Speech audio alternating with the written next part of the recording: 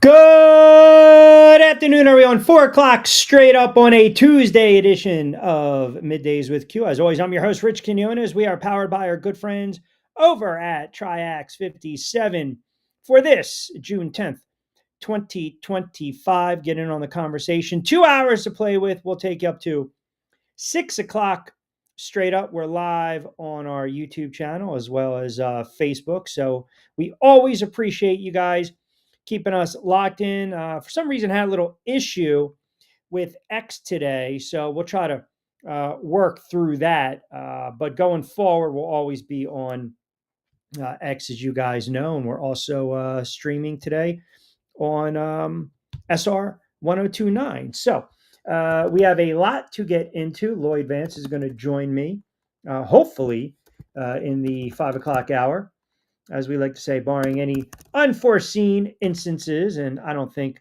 we should have any instances or any issues on this Tuesday. NFL heavy. NFL heavy today, without a doubt. And we're also going to really dive into some baseball. And I want to get into game 3, NBA Finals, which, again, if you guys have been listening, I kind of told you, I think the series is over. I believe it's somewhat of a snooze fest, but we'll dive into that. We did hit last night.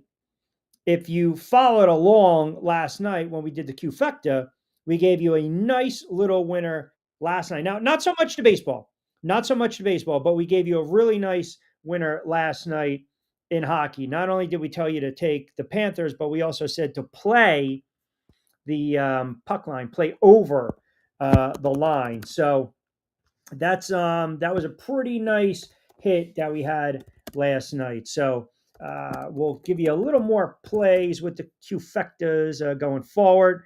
But as I mentioned, a lot of baseball. Phillies stopped their slide last night. The Yankees and the Mets are back in action. I earlier today spoke to Steve Gardner from USA Today, and he's a Hall of Fame writer, does a great job covering the sport of baseball. That segment is already up on the YouTube channel. I definitely encourage you guys to take a listen. We basically talked a little bit about, is it, panic time for the Philadelphia Phillies? And, is it panic time for the New York Yankees? Which teams he thinks are going to be buyers or sellers? We also got into the Mike Trout watch. And then we closed talking about Pete Rose and his potential call to the Hall. And it's not a gimme. It's really not a gimme for what people might think of Pete Rose going forward. So, as I mentioned, a lot of baseball. Phillies last night finally got a win. They snapped the slide. And look, I mean, that's all you can really ask for, right? You were going to send out Wheeler last night. He's going to try to give you 5 or 6, and that's exactly what you were able to get. You beat a good Cubs team in 11, 4-3. The kid they called up, Kemp, sparked the rally last night for the Phillies, and you stop a slide. And now you're 4 back of the Mets, who are in action later on this evening. The Mets will start a 3-game series against the Washington Nationals. They're looking to win their 4th in a row and their 9th out of their last 11. But I still believe that the Phillies ultimately are going to have some issues with their offense, and you can't rely on the health of Bryce Harper. You just can't. He's always nicked up. He's banged up. The productions are down this year. Think about it. Trey Turner, Castellanos, Harper, Realmuto. They're all down when you're talking about the power adage. And Schwarber's leading the team right now with 20 home runs. I mean, he's always cracking bombs. The pitching's an issue. Steve mentioned a couple names to watch for with the trade deadline right around the corner. So we will definitely get into that as well.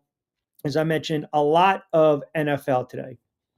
A lot of NFL today in the 5 o'clock hour. Lloyd and I will go over the NFC West. I've got some futures, some plays. We're going to talk about some very unique lines when we're talking the gambling favorites, the betting favorites with these teams respectively. Yankees, as I mentioned, in action tonight. They'll start a 6-game road trek, Kansas City for 3 and then Boston. I already gave you the Mets.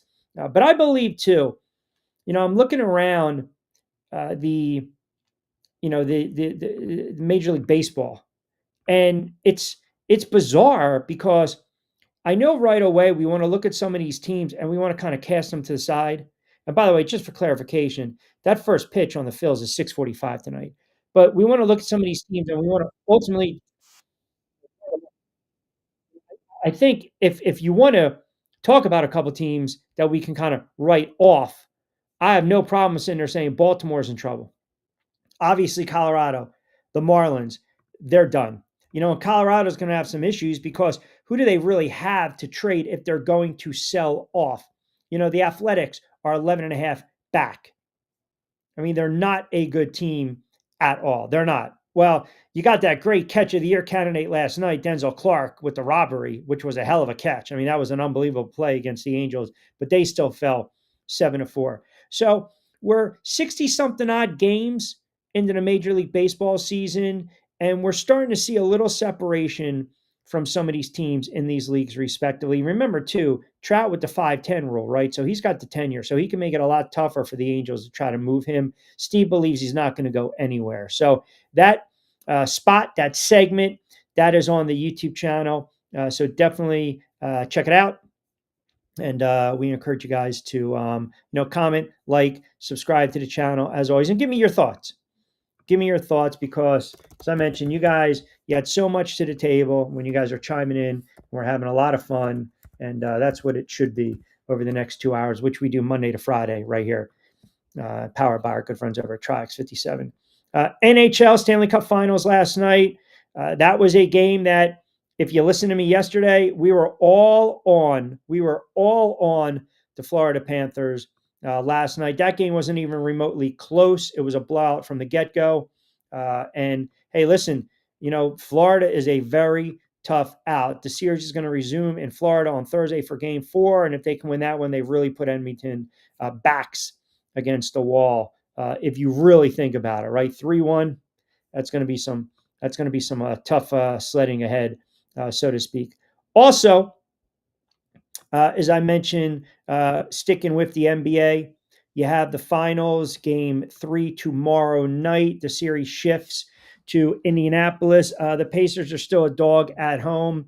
I think OKC waxes them tomorrow night, but we'll talk a lot more about that game during tomorrow's show, Wednesday's show. But as I mentioned, it is a Tuesday edition of Middays with Q, and we got a couple questions we'll fire off as well. Lloyd Vance is going to join us around 5:05. If you missed the earlier segment with Steve Garner, encourage you guys to check it out as well. Football.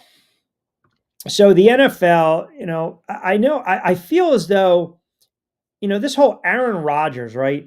Aaron Rodgers right now wearing the Pittsburgh Steelers jersey. And it is interesting because a lot of Steelers fans are out there and they're annoyed by this move. They're really annoyed by this move. And I find it funny and yet interesting because ultimately, I think this was a move that, let's just be honest, I think this was a move that reeked of desperation. Reeked of desperation. I really do. I think it was a move that just absolutely reeked of desperation by the Pittsburgh Steelers. This move is not going to put them over the hump. This move is not going to make them a contender in the AFC North. It's just not. Now, the question is going to be, how much can you kind of tolerate Aaron Rodgers, right? What can you live with when it comes to Aaron Rodgers? Are you going to get the Aaron Rodgers of 4 or 5 years ago? I don't think you are. And I think this has a recipe of disaster. If you are a Steelers fan, and I know a lot of Steelers fans, and they are not happy with this move, which, again, ultimately, this is the NFL. Some teams are just making moves out of desperation. A couple things to keep an eye out for. You've got, sticking with the Steelers as well, TJ Watt did not attend Steelers contract. That's something to watch out for. We mentioned some of these players that are getting cut, some of these players that are getting released. Some are going to find a new home.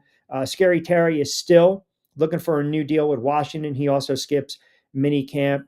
So we'll get into that a little bit. We're going to focus on the NFC West today with Lloyd Vance, which is really a compelling division because you have an Arizona team that they believe they have a franchise quarterback in Kyler Murray. You have a Rams team that basically sold their soul a couple years ago to win the Super Bowl. They have an aging Matthew Stafford. You have a 49ers team that has really, the subtractions of this team and some of the injuries over the last several years have hurt their chances to make a deep run in the NFC playoffs and the NFC, not to mention their own division. But they did pay Brock Purdy. And then you have Seattle. And Seattle, I don't know how you guys feel about Seattle or what your thoughts or sentiment are on Seattle, but they go from Geno Smith to Sam Darnold. Some might think that's, taking a step back, even, or maybe advantage Seattle. We don't know. So we will definitely get into that as well. Get the comments cranking up. Joey chimes in. Good afternoon, Q. Right back at you, my friend. Hope all is well. A lot of Facebook comments from yesterday and a lot of comments on X when we were airing live. Like I said, issue with X today, but we are live on the YouTube channel and we are also live on Facebook as well. But that division is going to be fascinating. And you can look at that division from a lot of different angles, where the betting public will take a look and say it's going to be a competitive division. It's going to be a competitive division. If you just go by the projected wins, the overs when it comes to the wins in that division, these teams are evenly matched. So you're going to have some X factors and you're going to have some dark horses, if you will. And I think that's a division where you've got a couple quarterbacks that are going to be under a microscope. Look, Sam Darnold comes in having a brilliant season, let's say for 16 games, and then 17th, the dud against the Lions with an opportunity to get home field advantage throughout the NFC playoffs, and then the stinker against the Rams in the playoffs. It didn't hurt his value because he still cashed in with a monster contract. So he is now thrust into the starting quarterback for Seattle. So he's going to be under microscope. Brock Purdy just got paid. And everyone's waiting for the other shoe to drop with Brock Purdy. So he just got, he'll be under a microscope. Arizona, Kyler Murray. Which Murray is going to show up? I still believe this kid has an opportunity to be a dark horse MVP candidate. I really do. And they've got some weapons. This kid just needs to be upright and needs to be injury free. And then, as we already documented, you got the fourth team in that race, and the Rams are an aging team with Stafford. How much more are they going to get out of Matthew Stafford? So before you know it, we're hitting July training camps. You're going to get a substantial amount of, storylines, who to watch, what players looking good. They come in shape. They drop 10 to 15 pounds. Everyone looks great in shorts. You know it, and I know it. And then for the teams in our backyard, when you look at Washington, you look at the Giants, you look at the Jets, you look at the Philadelphia Eagles, Baltimore Ravens from a lesser extent. All those teams have fascinating plots and twists heading into the season. They really do. Because I think it's kind of been, as crazy as it sounds, I think it's kind of been a quiet offseason for the Philadelphia Eagles, and that's probably exactly what they want. I mean, they're when I say quiet, they were busy, but quiet in the sense is though, you're a couple months removed from this team winning the Super Bowl in emphatic fashion. I mean, they absolutely dominated Kansas City. They dominated Kansas City. That game plan took a page right out of Tampa's playbook a couple years ago. But it's been a mixed bag. Contract extensions, significant trades, adding depth through free agency, right? So they decided we got to prioritize. We got to sign guys like Zach Bond. We got to sign Saquon Barkley. We got to make some moves like sending C.J. Gardner-Johnson to the Texans. We got to trade Kenny Pickett to the Browns. We got to get rid of Johnson, as I mentioned. We got to sign 10 to 12 free agents. We got to use our draft to just bolster certain, certain positions, right? First round pick, Jahad Campbell. Second round pick, Mukumba. All right. So, these are guys that they think can come in and make an impact. We're losing our offensive coordinator. And you're saying goodbye to players on defense, Williams, Slay, Isaiah Rodgers, Josh Sweat. And yet, as we stand here, June 10th, the noise surrounding the Philadelphia Eagles is that they are poised to make another run. They are poised to get back to the Super Bowl and perhaps win it again. So I know Aaron Rodgers spoke to the media. Have fun, run with it. Like I said, at this point, I don't care what the man has to say. I think Rodgers is a storyline to watch because this is it. This is it for Aaron Rodgers. Like this is his last go around, the merry-go-round. This is it. Because if it flames out in Pittsburgh and he's cut or he's released in the offseason or he gets banged up again and he doesn't finish out the season, his career's done. His career's done. And I had a lot of Pittsburgh Steelers fans hit me up because they're like, this move doesn't make sense. You had Russell Wilson, you had Justin Fields, low risk, high reward. You had both these quarterbacks under contract for 1 year. 1 year. You didn't resign Justin Fields, who's 26. He's not 41. You knew they weren't going to bring back Russell Wilson, 36. Side, we're going to go with what? Option B, option C, and Aaron Rodgers was not, priority. It wasn't. Everyone's sitting there saying, Aaron Rodgers was the guy, was the guy, was the guy. No, no. Aaron Rodgers was not their first choice. He wasn't. He wasn't. And I think he's going to get his bell rung in the AFC North. I think Cleveland's defense is going to get on as you know what. I think Baltimore's primed to get on as you know what. Cincinnati. That is a tough division, man. That is a tough division to not only compete, but to stay healthy and upright. And I believe he's going to be on his back more times than he's going to be upright this year. And I think it's going to be a long season for the Pittsburgh Steelers, a very long season. All right, 17 past the 4 o'clock hour, just cranking up on a Tuesday edition of Middays with Q, powered by our good friends over at TriX 57. We'll get to some of your comments as well. Lloyd Vance, I mentioned 5:05. Yankees back in action tonight. They start a 6-game road trek. They have a 3 against Kansas City. Then they come back 3 against the Boston Red Sox. So that's something to monitor and watch. I already gave you the odds on Aaron Judge. We'll give you the lineups too going forward. Phillies look to make it 2 straight. Nice little rebound. This is what happens. You throw out your workhorse, and that's exactly what they did with Wheeler last night to stop that slide. A lot of people were asking, look, are they going to call up Crawford? It was a topic of discussion I had with Steve Gardner earlier today, a great writer for USA Today, MLB. And also, he had some very interesting thoughts on Pete Rose, because remember, too, and we'll get into this a little bit, it's not the current baseball writers with the opportunity to vote Pete Rose in or not vote him in Cooperstown when the time comes.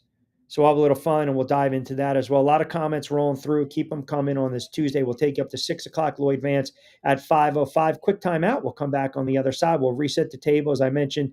We'll get to NFL news and notes as well, and we'll start to kind of dive in to the NBA Finals, Game 3.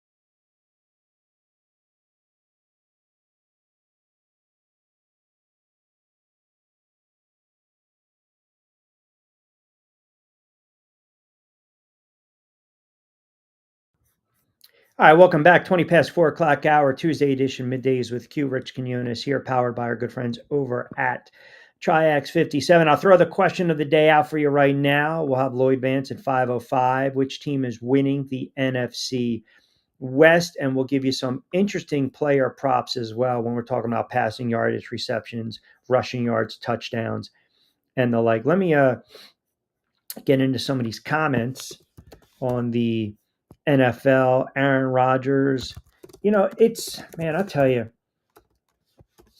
I think I believe teams sometimes try to catch lightning in a bottle, and it's the allure of, thinking you're going to get a player who once was, right? And it never, ever pans out. And I know there are a lot of people that are saying, look, he's got one good run, one good sling it left. And I don't know. I don't know if that's the case. If Aaron Rodgers goes out and Aaron Rodgers slings it and has a MVP-like season, then the Pittsburgh Steelers knew exactly what the hell they were doing. And the Jets, once again, proved to you they had no idea what the hell they were doing. So a lot of quarterback stuff to get into. PG on X chimes in. Q, got you on the YouTube channel. Did you see your boy Sims again ranking Jalen Hurts as the 10th best quarterback in the league, notably behind Baker Mayfield and CJ Stroud? Again, at this point, who cares? They're just list. They're just list. That's it. Like, I don't think Matthew Stafford is a top 5 or 6 quarterback anymore. I don't. But I bet you he probably had him top 5 or 6 because he loves Stafford. At this point, it does not matter what these guys say. It doesn't matter what I say. It doesn't. Jalen Hurts has already proven himself to be a top 5 quarterback in the NFL. Like, I don't care about the stats at this moment.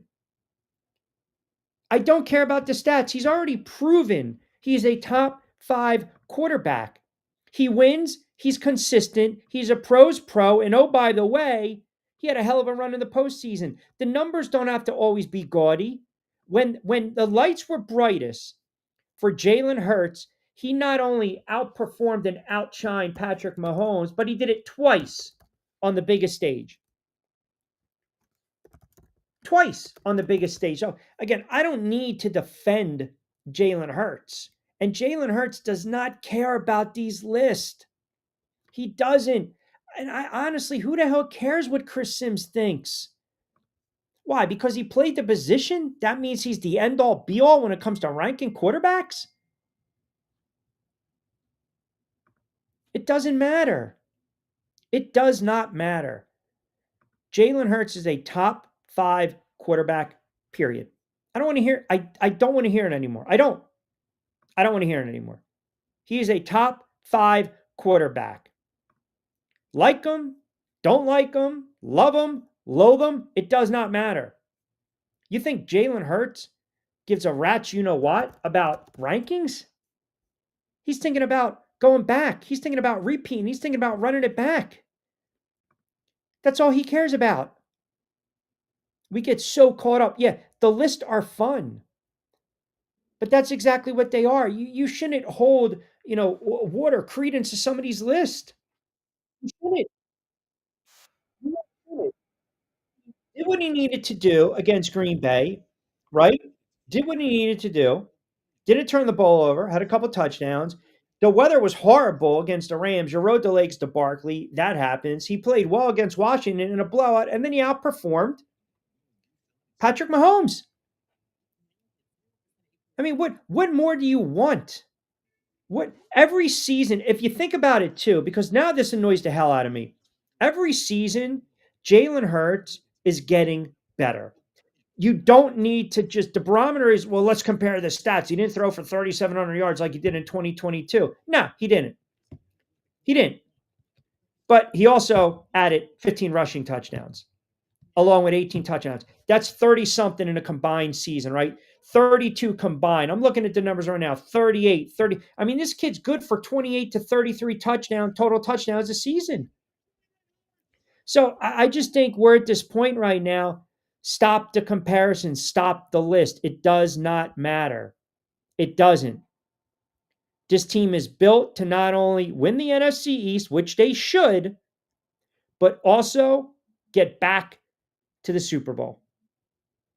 It's right there for them. It's right there for them. So if any, you guys, we dissect, and it can change. What if Jalen Hurts rips off, 7, 8 straight wins and he looks like an MVP caliber candidate like it was a couple of years ago when they were 10-1? Is Sims going to change his mind then? Is he? Maybe he does. Maybe he doesn't. Maybe he will. It does not matter. These are lists. They're subjective. They're fun. Don't take them so personal. No one cares what my lists are. You shouldn't. You shouldn't care what Chris Sims' list are. Why? Because he's a talking head. He's an analyst. Jalen Hurts is not looking on social media saying, I was slighted again. Trust me, he's not. He's not. Got to let it play out. There are always surprises. Exactly. But I still think at this moment, good to see you, man. Appreciate you making a time for a couple moments on this Tuesday. You have to let it play out, yes. But I'm not going to sit here and tell you that those other quarterbacks that I mentioned are better than Jalen Hurts. I don't believe they are. I don't. Robert on X chimes in. Q, don't see you on X today. Went to the YouTube channel. Good to see. A familiar face. I'm a diehard Packers fan. Do you honestly think Rodgers is going to turn back the clock with the Steelers?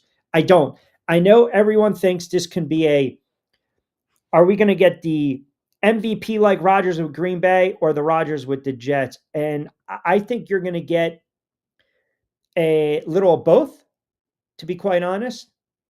A little of both. But I think it's more of the Jets, to be quite honest with you. Just more of the Jets. Gary, hockey fan. Q, your boy Madman. What's he thinking about Jesus McDavid today? That's true. What do you have? 13 shots, no goals. He didn't do anything last night in the Stanley Cup. Ooh, whoa, whoa, whoa, whoa, whoa, whoa, whoa, whoa, whoa. Wow, late one time and I catch sarcastic remark. I see where this is going. Well, we want to know, what about McJesus, right? He was kind of quiet last night. But no, I don't think, to Robert's question, I don't believe you're going to get that MVP Aaron Rodgers. I don't. I think that time has passed. And I also believe you have to look offensively, right? DK Metcalf is a beast. He's going to get the football. But then you got a veteran who can't stay healthy at times in Robert Woods. You got the kid Calvin Austin. I don't know what he's going to give you. Okay, tight end. They've had some injuries there. They're going to rely probably more so on running the football. I think they're going to try to run it. Jalen Warren averaged right around 4.3 yards a carry last year, right?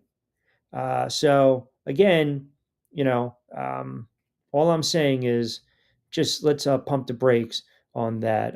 McJesus will be back. Florida looked the way better team. Yeah, they 6-1. We gave you the play, Q-Fecta. We said take Florida. We also said play the over on the puck line. If you cashed in, good. That's all we can do. All we can do is just lead you to the water. We can't force you to drink it. That's it.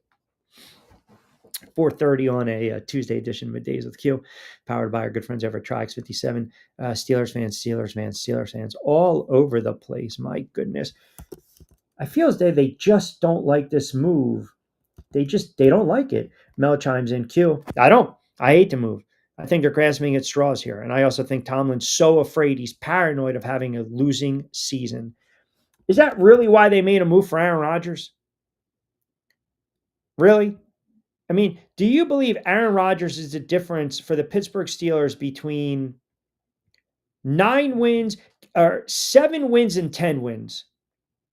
7 wins and 10 wins, right? John chimes in. Q, I know you're crushing Rodgers. I hope he balls out with the Steelers. They had an interesting season last season. May have been just a quarterback away from a playoff victory or two. I'm not going that far, Johnny. I'm not. That is a tough division, man.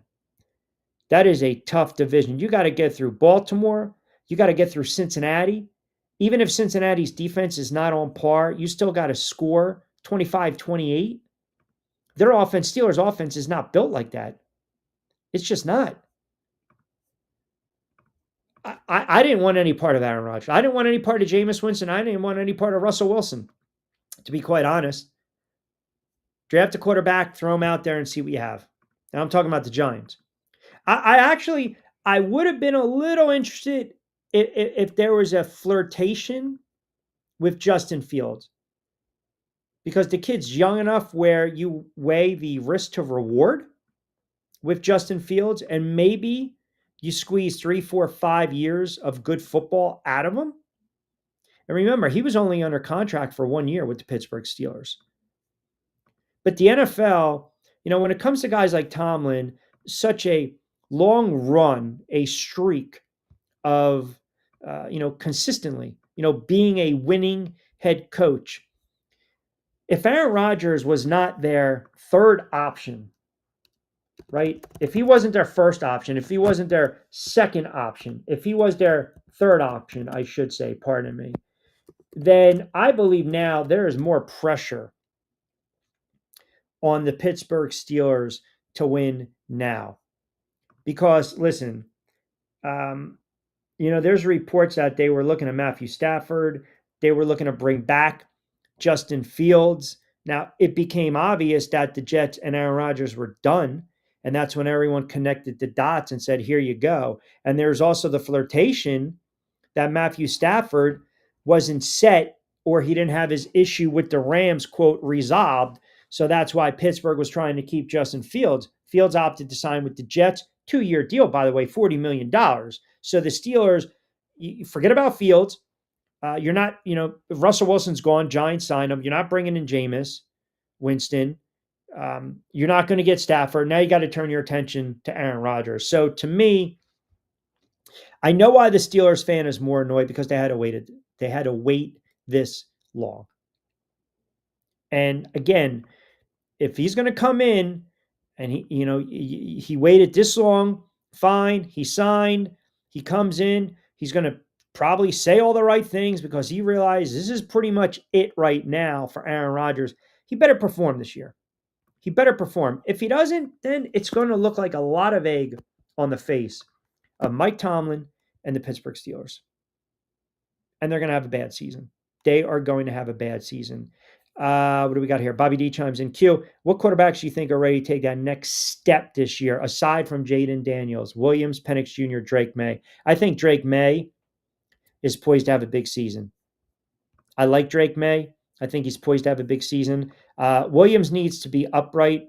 That offensive line is horrible in Chicago. You and I, we've all talked about that for a while now. And Penix Jr., I don't know what to expect. I saw flashes. I saw a moment where I'm like, oh, okay, the kid can play a little bit, but then I saw some bad interceptions. Just the decision-making was not on par. I wasn't a fan of it. Daniels can only go up. Now, can Jaden Daniels match what he was able to do last year? That's a big question if you're a Washington Commanders fan. Because Washington last year, they burst onto the scene. They did not surprise anyone at all, right? I mean, going into the season, who are they going to surprise? We already saw what they were able to do. When you sneak up on someone the next season, you're not surprising anyone. So right now, the Commanders, they've got a target on their back, and they're chasing the Philadelphia Eagles. No, that was a non-competitive NFC championship. But where the season turned for Washington was the Hail Mary against Chicago. Chicago went that way. Washington went that way. And Washington showed you that they've got staying power. Now, they've got some contracts to work out. They brought in some players. They went young in certain spots. They're coached well. That division, you have one team, and that's the Philadelphia Eagles. Dallas Cowboys are going to be god-awful. New York Giants are going to be god-awful. So it's going to be interesting to see exactly what Daniels does this coming season. Because are we looking at the next bona fide star in the NFL in Jaden Daniels? The next bona fide star? Are we looking at the next Patrick Mahomes? The next Lamar Jackson? And it is a what have you done for me lately kind of proposition in the world of sports. We fall in love with these guys very fast. After one season, CJ Stroud. After one season, Jaden Daniels. And then you have to see what happens in year number two. Jaden Daniels already ascended. You know, if he was like, hey, we saw flashes, what is he going to do in season number two? It's a different animal. But like now, what are you going to do for an encore? What are you going to do for an encore? Because Washington's not sneaking up on anyone. They're just not. They're not sneaking up on anyone this year. They got to figure out a way to get past the Philadelphia Eagles in the NFC East. They'll beat Dallas and they will beat the Giants. I mean, those are almost like locks. Those are almost like locks. You can just kind of, put it in there. But I think they are poised. People believe maybe they arrived at the party a little too early. I'm not buying that. I'm not. And they have depth at quarterback position. Mariota is a proven guy that can handle the offense. He's a pro's pro. He's been around the block. Um, that's a good backup to have, for Jaden Daniels. As far as the win total, listen, I can say this. I look at Washington and I'll pull up their schedule coming back from the break, but there's no reason to think this team can't win 10, 11 games. They're built like that. They're built like that. They're a really good football team. And you guys think maybe I'm still drinking the juice from my prediction last year when I said they were going to win the NFC East, but they did make the playoffs and they had a really nice run. I mean, I don't know who had on the bingo card they were going to go up to Detroit and smack the Lions like they did, but they did. I mean, that game, that was as impressive as in that environment to go on the road in a divisional round in a hostile environment against a team that many believed was going to win the NFC and go to the Super Bowl. Jaden Daniels was spectacular. He was spectacular. I mean, he had over 300 total yards of offense, 2 touchdowns. He did it with his legs. He didn't make any mistakes at all. And the offensive line, give them credit. I mean, that kid wasn't even touched in that game, and they put up 45 points. So that was a brilliant performance. All right, 4:40 quick timeout. We'll come back on the other side. I'll get you the win total for the Washington Commanders. We'll read off some of the comments as well. Lloyd Vance at 5:05 on this Tuesday edition of Middays with Q.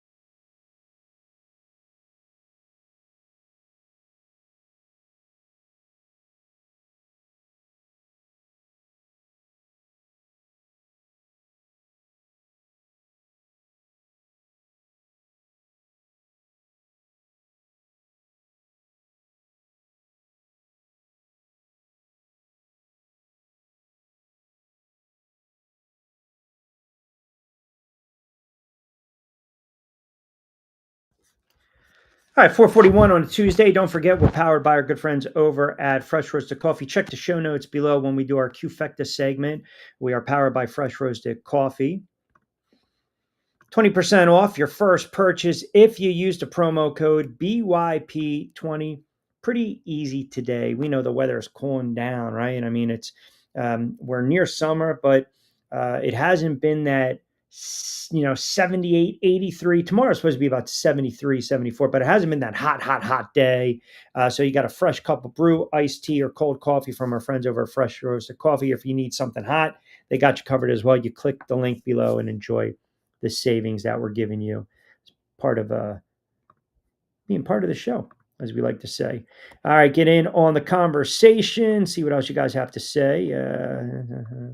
Rumor has it Kiki is losing patience for the broadcast to finish. Listen, that dog has no choice. I mean, it's an hour and a half. She's going to get fed at 5. We got the squeaky toys. We did the over and under last night. She ripped through 2.3, but then we had the squeakies running around on the grass.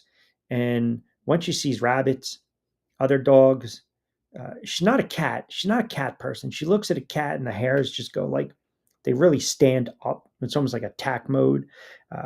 But tomorrow will be a good day.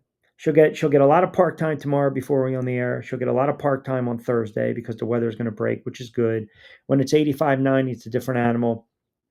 She, like Daddy, likes to just kind of sit outside and have our cup of fresh roasted coffee, get a little color, get a little sun, and just relax. And that's what we intend to do. Robert chimes back in. Q, good observation on the Steelers and that offensive line and the offense. I think DK Metcalf's numbers are actually going to be down this season with Aaron Rodgers. Ooh, that's a little gumption on that comment, on that take. He's Metcalf is a big time playmaker, man. You talk about these wide receivers that just see the ball in, like really attack space. He's a beast. Like he is a really, you're talking about not even back in the day when we would say prototypical type of wide receiver. I mean, he dwarfs that. He's so big and he's so strong. Like when I say he goes and grabs the football, he goes up and he gets it. Now that's a big loss for the Seahawks. That really is. That's a big loss because he is just, listen, he's a beast. He's a beast. He's averaging 16.3 yards a reception last year, close to 1,000 yards. It would have been 3 straight seasons with 1,000 yards. The touchdown numbers, I know we look at the touchdowns. He had 12 a couple years ago, and they've kind of trailed off. But, man, he is just a dominant wide receiver. He really is. And I think right now that's a loss. That's a gain for Pittsburgh. And I think if Aaron gets rid of it fast and you get a lot of slants, let him go and create and make plays, I think his numbers are going to be okay. But that's a loss for Seattle because, Darnold's coming in. I mean, think about the cupboard being dry right now for my guy, slinging Sammy Darnold. Think about that for a moment. They're going to be a run-first team, right? And Jigba is a good player. Cooper Kupp, how much does he have left? I think Scantling is on the roster.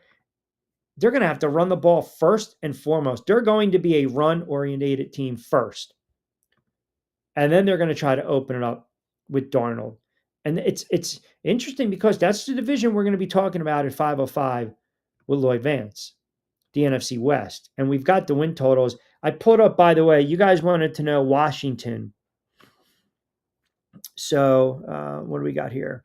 Larry and Delmarva wants to know their first 6 games, which I will give you. And a couple of guys are asking me if where I think they'll be favored in these spots. Well, they'll be. I believe Washington. They're going to be favored against the Giants. It wouldn't shock me if they trounce the Giants.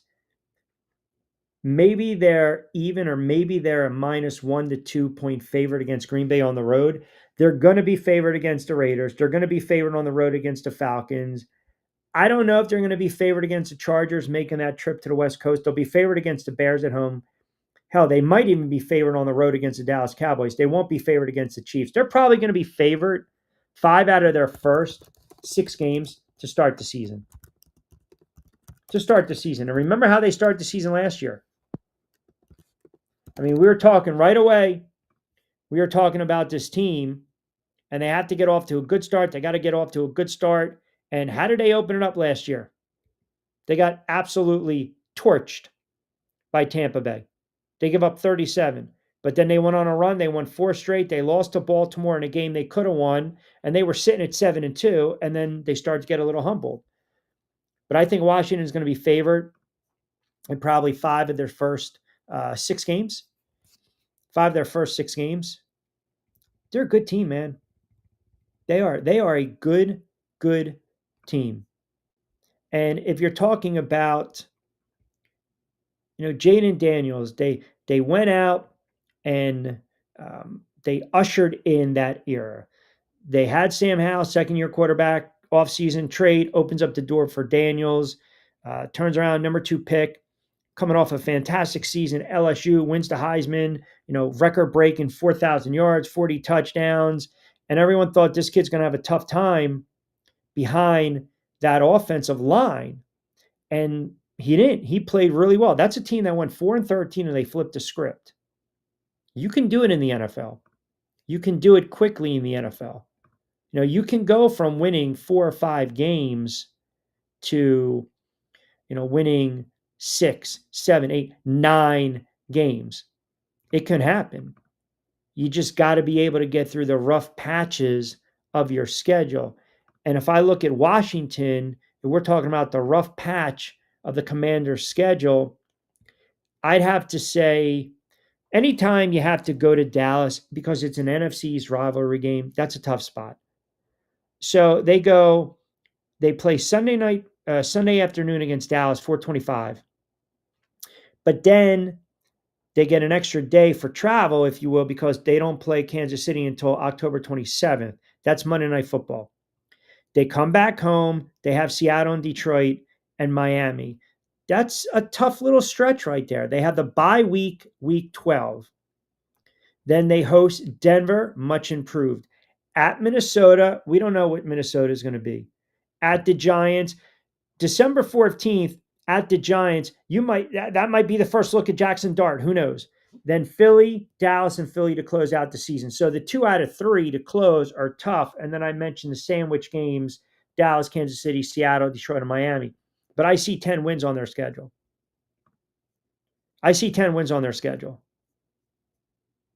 Just looking at it right now, early. Looking at it right now. Can also go from winning the Super Bowl to losing divisional round. Yes, you can. Yep. Yes, you can. Giants did that 2008. Yep. Westbrook saved McNabb against Minnesota. Wild card game. Went up to Meadowlands and beat the Giants. No Plaxico that year. But we've seen other teams win the Super Bowl and, again, just kind of just fall down the wayside. I mean, it's so hard to get back. Everything, you do have to have a little luck. I don't care what team you are. You have to have a little luck. You have to sustain and endure, slumps, injuries, inconsistent play. Guys are hitting the wall. Guys are hurt. Guys are running out of steam, running out of gas. It's so hard. That's what makes the NFL so special.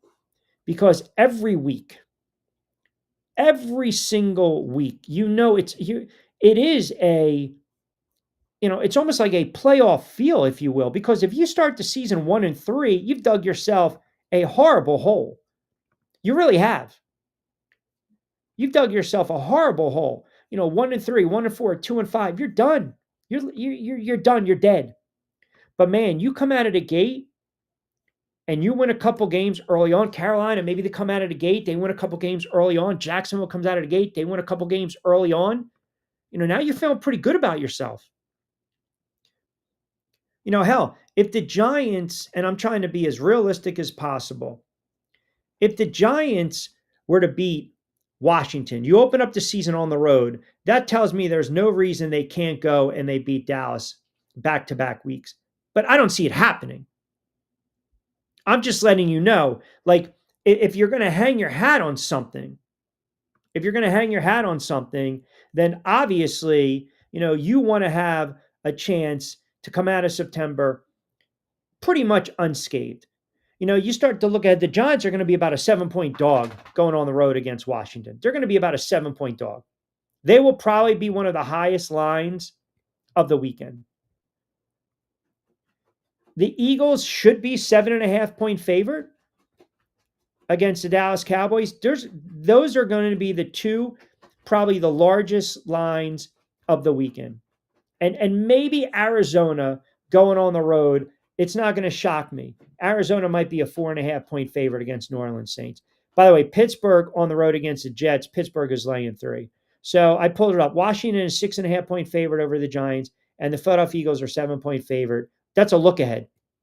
Week 1 against the Dallas Cowboys. Now I can take it a step further. Week 2, the Giants are going to be a 4.5, 5-point favorite. Well, now, that's it's crazy when you start to really, really look ahead. They're not going to be favored in many games. They're just not.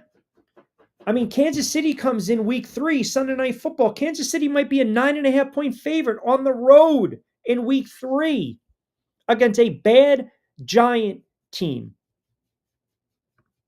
Against a really bad Giant team. So again, you start to do the look ahead line, week 1, stuff that catches your attention. It's right there for you. I'll give you a couple more, and then Lloyd at 5:05. So right now, this is week 1 in the NFL. Eagles are a touchdown favorite at home. Open up the season Thursday Night Football against Dallas. Kansas City on the road against the Chargers, laying 2.5. Obviously these lines can fluctuate, right? And you hope they sit where they're at. You don't want obviously the hook 2.5, right? Uh, Tampa 2.5 favorite on the road against Atlanta.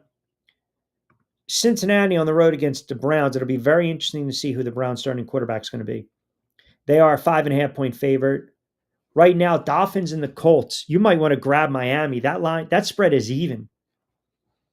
You might want to grab Miami right now because we don't know who the hell is going to be the quarterback of the Colts to open up the season. Looks like it could be Daniel Jones. New England is laying 3 at home over the Raiders. Arizona is laying 5.5 on the road against the Saints. Pittsburgh is a 3-point favorite on the road against the Jets. I already told you the Giants are 6.5-point dogs on the road against Washington. Jacksonville, hello, Vince, wherever you are, 3-point favorite at home against the Panthers. Denver, okay, so I stand corrected. Right now, currently the largest line of week 1, Denver laying 8 at home against the Titans. 49ers are a very slim 1.5-point favorite on the road against Seattle. Green Bay at home, they are a 1-point favorite over Detroit. The Rams are a 3-point favorite at home over the Texans. That is an interesting week 1 matchup. And then, the highlight, Sunday Night Football, Ravens and the Bills. And the Bills right now are a 1.5-point favorite at home. And the Bears are a 1-point favorite at home against Minnesota to cap off week 1 of the NFL season. Monday Night Football. Very, very interesting stuff. All right, quick timeout. We'll come back. 60 in a book, 60 to play with. We'll take you up to 6 o'clock. We are fast approaching 5 o'clock. As always, this is Middays with Q. We're powered by our good friends over at TriX57. Rich Quinones here. You can get social with me anytime you want. Very easy to do at X, on IG, at RichQ on Q, on Facebook, on TikTok, RichQ on the mic. Lloyd Vance will join me around 5:05. We'll give you the Qfecta plays as well around 5:20. But we've got the NFC West to talk about, and we'll go around the league, some news and notes as well. So keep it locked in. Lloyd's going to join me in about 10. Quick timeout. See you on the other side of 5.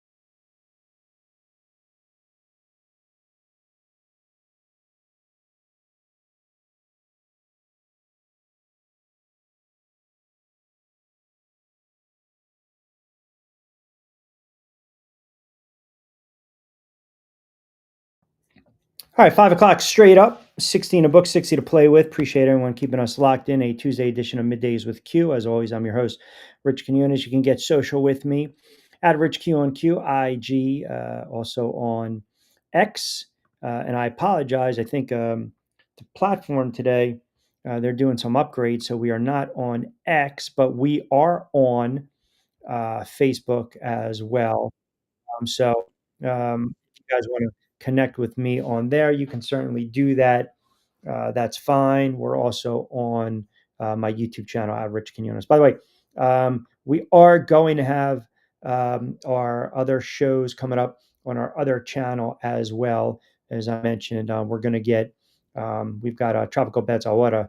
That's going to start off again, week number 2 for some the bets in the Caribbean. All right, quick timeout. We're going to punch up Lloyd on the other side. Keep it locked in on a Tuesday edition of Middays with Q.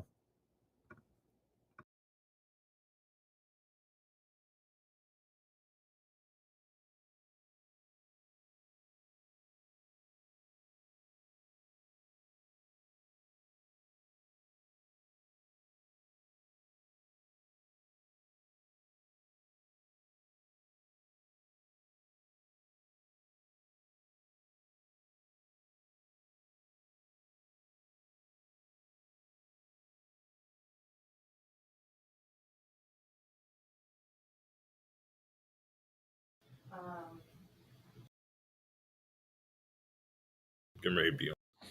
All right, welcome back, everyone. It is exactly 5:05. As we mentioned, our good friend Lloyd Vance, kind enough to join us on a Tuesday edition of Middays with Q. He's a host of Lloyd Vance's Insider Football. You hear him every Monday on Sports Radio 1029 FM, The Game. And we'll take a look at the NFC West in a moment, kind of going through the league, as we like to say, some news and notes on this busy day.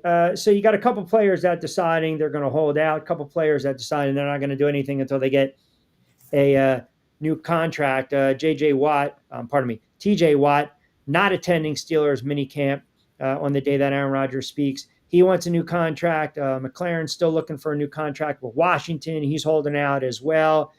So let's start with Pittsburgh and the Watt situation. Is that something that will take care of itself? I mean, listen, he's a, Aaron Rodgers is in the building, but TJ Watt wasn't. Yeah, Q, it's that time of year. And I always put out my holdout watch list this time of year and talk about it on my show where all these guys are kind of talking tough, and the thing is, you're missing out on money. They're going to start finding them. And when it starts getting to training camp, in terms of training camp, veterans that are signed, 50,000 per day. So, yeah, I think right now they're saying, okay, mini camp, they can give away some of this money. But eventually, I think all these guys will acquiesce. Now, I think the Steelers, first and foremost, now that they've got Rodgers in camp, they are going to try to figure out a way to keep TJ Watt happy. But the thing is, they gave him that contract a couple of years ago, and the Steelers as an organization, we've seen this with Le'Veon Bell and other guys. They kind of hold guys to contracts, so it may be a little stalemate and may go into training camp. But I think eventually, maybe they'll sweeten the pie a little bit, move some money forward for him. Yeah, Aaron Rodgers spoke, and I had a lot of Steelers fans that have been hitting me up, and some were asking, do you think they'll get the Steelers, which we know now he was their third choice. They were trying to bring back Fields. They couldn't get Stafford because his situation with the Rams at the time was unresolved. Fields decides to sign with the Jets for a good contract for 2 years and $40 million over 2 years. So Rodgers was plan C, if you will. Are the Steelers going to get MVP Green Bay Packers Rodgers or Jets Rodgers? And I think we talked about it the other day, not to belabor the point, but I think you're going to get a little bit of both. I think you'll get a flash of them here and there, but I don't see Aaron Rodgers slinging it, for 35, 40 touchdowns this year and only 4 or 5 picks. I think they're going to try to run the ball first and foremost. I know they brought in Metcalf and they have some veteran wide receivers, but I just don't see that offensive line holding, and I think that's going to attribute to the lack of success that Aaron Rodgers is going to not have this season. Yeah, Q, he was majorly affected by that 2023 Achilles injury, and we know last season he still was not moving well, kind of seeing ghosts in the pocket. And he's going to be 42 before the season ends. So there's only been one quarterback that's played that well at that stage in his career, and we know it's Tom Brady. And there's only one Tom Brady, though. So, Aaron Rodgers, his numbers, yeah, 28 touchdowns last year, 11 interceptions, look good. But there was no standout performance for the Jets, and they lost so many close games. So he was probably there wasn't much left in the cupboard after free agency, and they kind of said in the draft that was kind of weak at the quarterback position. We know they took a pass on the majority of them. They did bring in Will Howard late in the draft, but they're going to go with Rodgers, see what he has at this stage of his career, hoping he's Brett Favre when he went to the Vikings. I just don't see it happening. Maybe Mike Tomlin's first losing season, Q. That was something I debated on my show just last night. We'll see what he has, but he's got to be focused because let's face it, the last couple of years, even in Green Bay, he kind of had his mind elsewhere and was really football a focal point. Do you think the Patriots? There's been some thought that they should just cut Diggs because of the boat. He basically deflected a lot of questions about the video, which led Mike Rabel, their head coach, to basically stress the importance of good decision making. Look, he's not the same wide receiver that he once was. I mean, he's just not. I mean, he's had a couple nice little seasons with Buffalo, but again, the injuries last year, only 8 games with the Houston Texans. I mean, look, he was a great receiver. And I think for a young quarterback, you need a veteran like Diggs. But can you envision a scenario where they just, they cut him, or are we kind of past that? And all right, he deflected the questions, you move on. Well, it's going to be interesting because Elliott Wolf's the general manager there, Robert Kraft, and they have a certain way of doing things. And lucky for Diggs, Belichick's not there because if Belichick was there, they would probably cut him right away. He's 31, as you were saying, kind of on the downside of his career. He had 6 consecutive 1,000-yard seasons, except for last season. 4-time Pro Bowler. I just think with the amount of money that they invested in him, he's due $16.6 million this season, and they were counting on him kind of come in there and be that number one guy for Drake May. They're going to give him an opportunity to redeem himself. But he had that ACL injury last year that limited him to only 47 receptions. Is he that same guy? And kind of what you're alluding to, I don't think he is. They have a lot of receivers in that room, though, with the Patriots. It's going to be interesting to see how they figure it all out and where he fits in. But, it's the Vrabel way now. So Vrabel is going to keep a close eye on this, and we'll see in training camp if he's able to maintain that number one spot for the Patriots. Baker, Hollins, Douglas, Diggs, Williams. They got a lot of wide receivers. I just think it's funny when that video surfaces, you can't now turn around and say, hey, I'm going to be as candid as possible, but I don't talk about my personal life with people I don't, know personally. I mean, come on, dude. The video is out there. Like, are you going to pretend it's not out there? Like, what, you signed a monster contract. Like, that's the other thing. Whether, you're a second or third stringer, you're an all-pro, Pro Bowl caliber wide receiver, you sign a monster contract with New England. Guess what? You're going to have to answer to it, especially when you sign a $63 million contract. So it's like, I don't get it. Like, you're caught on tape with your hand in the cookie jar. Just man up.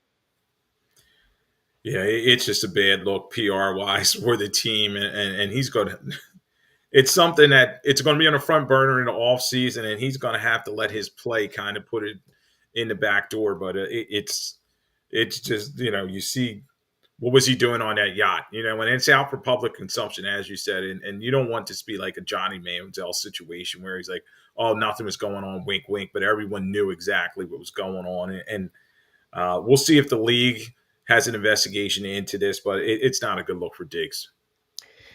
Cousins is present in Atlanta Falcons mandatory mini camp. Raheem Morris basically said, hey, it's not going to bother Michael Penix Jr. I mean, silly question. This is Michael Penix Jr.'s team now, yes? Oh, it totally is. And Q, those last 5 games, you saw who Kirk Cousins was. He had 1 touchdown, 9 interceptions. They benched him. They moved in a different direction. The only thing is, at 37 years old, they're paying him a ton of money, in terms of he's going to probably be the highest paid backup ever in NFL history, probably around $27 million per season this season. But they exacerbated it last year. We know they signed him to that big contract, go into the draft, and then they took Pennis in the first round. With you wonder what Arthur Blank and Fontenot, the GM, were thinking there.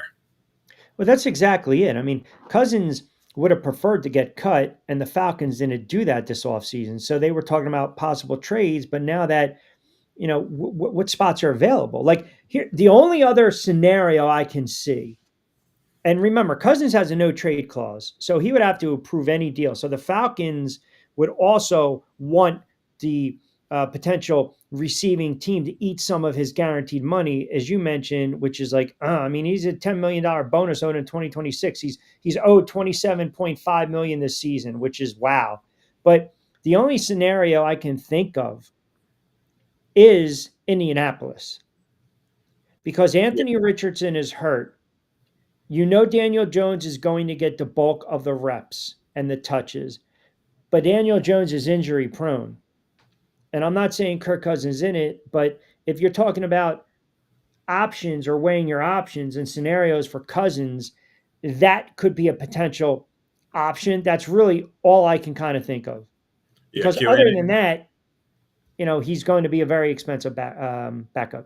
Yeah, right now it looks like he's going to be on a roster, but you got to monitor into training camp, in these mini camps, if anybody gets hurt. And we already know that Richardson, as you were talking about the Colts, he has that bad shoulder injury, and he's going for a second opinion, and it's not looking good. So that's a potential landing spot. The Vikings with J.J. McCarthy, that was a bad, knee injury. Is he going to come back and be 100%? So maybe watch that situation. Houston, CJ Stroud has some stiffness in his shoulder down there for the Texans. So, a lot of moving pieces, but I think it is going to take an injury and somebody saying, okay, we'll eat the bulk of that contract, as you were saying, but it's a lot of money. And right now, Arthur Blank and the Falcons are on the hook for that. Yeah. Man says, what is it with boat trips and athletes? Seems like it never results in a positive outcome. That's true. Yeah, the Vikings stuff.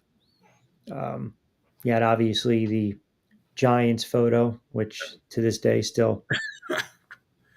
They took the shirts off, man. At least they won a playoff game a couple years ago, right? To kind of get rid of that curse. All right, let's start looking at the NFC West. So I threw out the question, and I know you and I broke down all the divisions, but who's winning the NFC West? I think it's a very appealing division because you can make a case that every friggin' quarterback is going to be under the microscope coming into this season, right? It's a mixed bag. Kyler Murray, is he ready to take that next step? Does Stafford have anything left? Is Purdy going to live up to the contract? Is Darnold going to be the Darnold that we saw weeks 1 to 15 or weeks 16, 17 in the playoff dud? So let's start with Arizona. As we break it down, I'll kind of give you these win totals. I'll flash them up as well, and I think you'll be able to see them along with the audience. Well, we'll start with San Francisco. So their win total sits at 9.9. And we talked a little bit about Purdy. We talked obviously about the contract. We know this is an aging team, right? The man has to let us get his comment in right now. They took their shirts off. Yes, they did. Thank you. So anyway, we look at the 49ers, and they're at 9.9. So we're saying 10 wins. We know about the additions, subtractions. We know it's an older team. They paid Purdy. They lost some offensive weapons. We know they've been an injury-prone type of team. You look at the 49ers. Are they built to not only get to that 10th win, but also win the NFC West? Yeah, this was something I was kicking around last night on my show. And the Niners, bad season last season. 6-11, 1-5 in the division.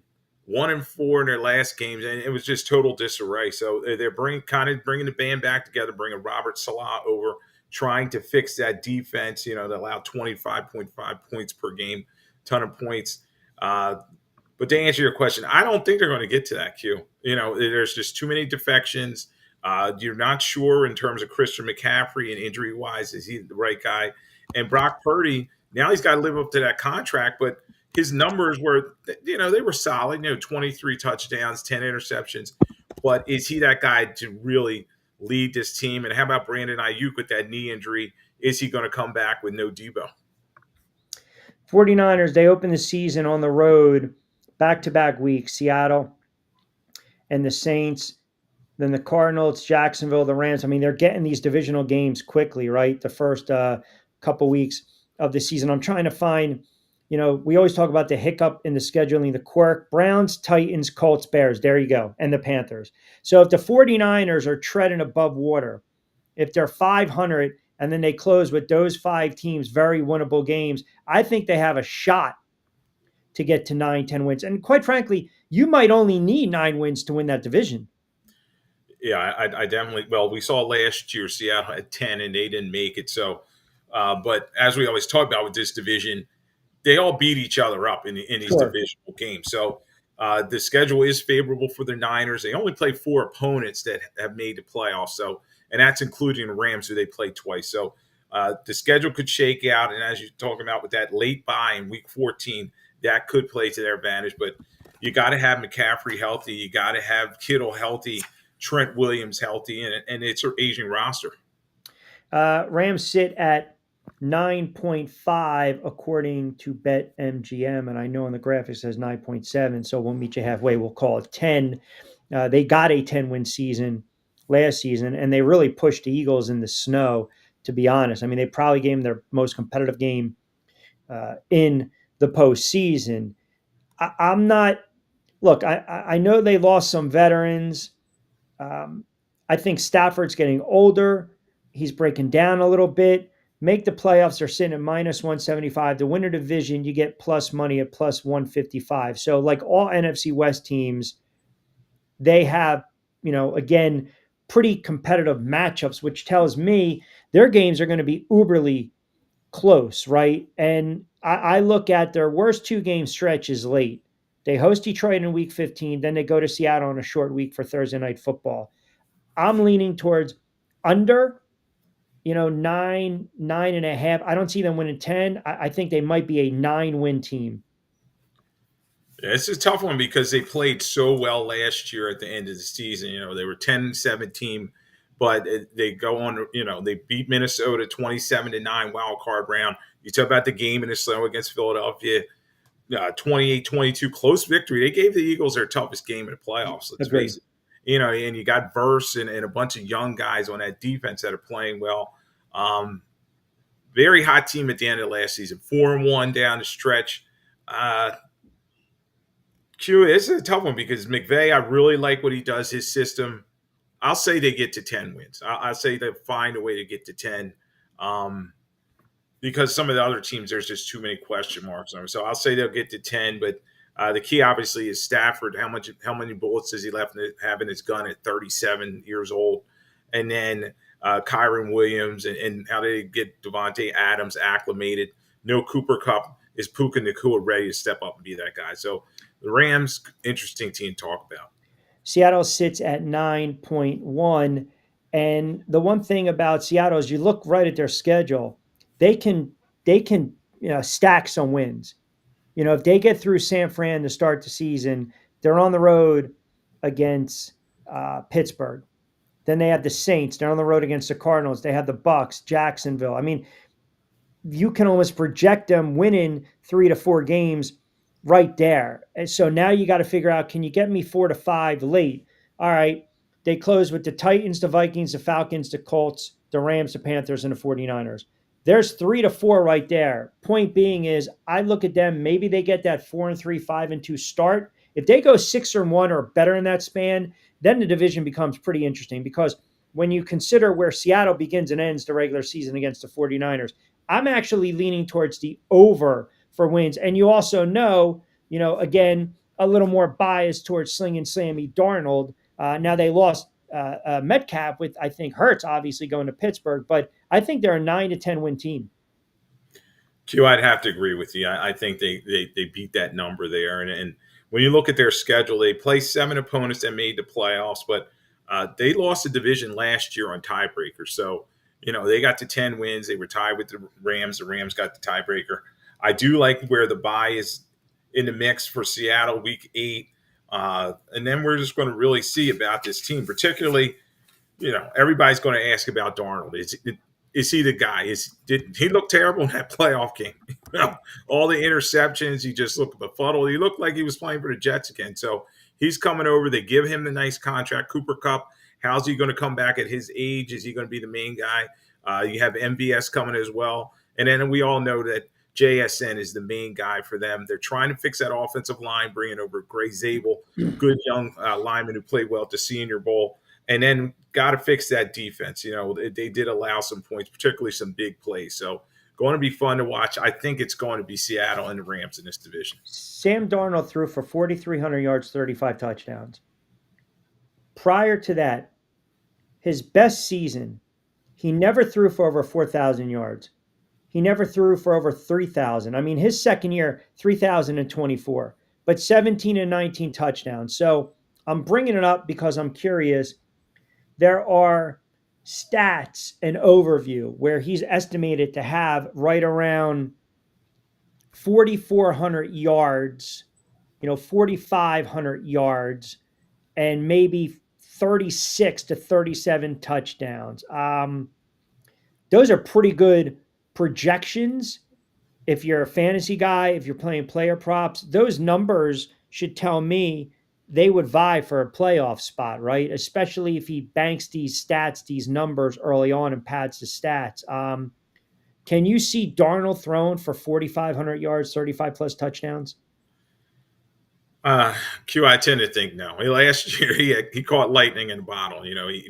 Everything went well. They got 14 wins for the Vikings, but this is a new team, new situation. They did bring over Clint Kubiak to kind of fix this offense, and we'll see what he's able to do. I think Darnold may, be around 4,000 yards. He's got to cut down on his turnovers, though. Those last 5 games that we talked about in the playoffs, just too many turnovers in terms of interceptions. They're probably going to lean on Kenneth Walker III, Charbonnet still there, and then see what Cooper Kupp can add to that offense. So you're just not a believer in Darnold. You're just not a believer in Darnold.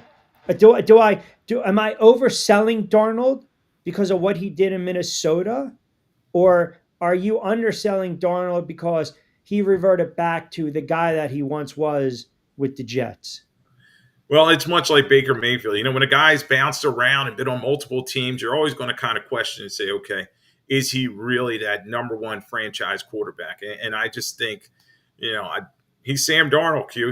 He was highly acclaimed coming out of USC, did not live up to potential, with the Jets, and then kind of bounced around. Got a good chance with the Niners kind of figuring it out a little bit. And then with the Vikings, it was just incredible. But I just don't think he's going to be that same guy. Lloyd Vance, kind enough to join us Tuesday edition Middays with Q. Rich Quinones here, powered by Tri-X 57, brought to you by Fresh Roasted Coffee. Lloyd does a great job hosting Lloyd Vance's Insider Football. You hear him Monday nights on SR 1029 FM. The Game. Arizona under or over 8.5 to make the playoffs plus 140, win the division plus 575. I am definitely contemplating taking a flyer on them to win the division. So they open the year at New Orleans, at home against Carolina.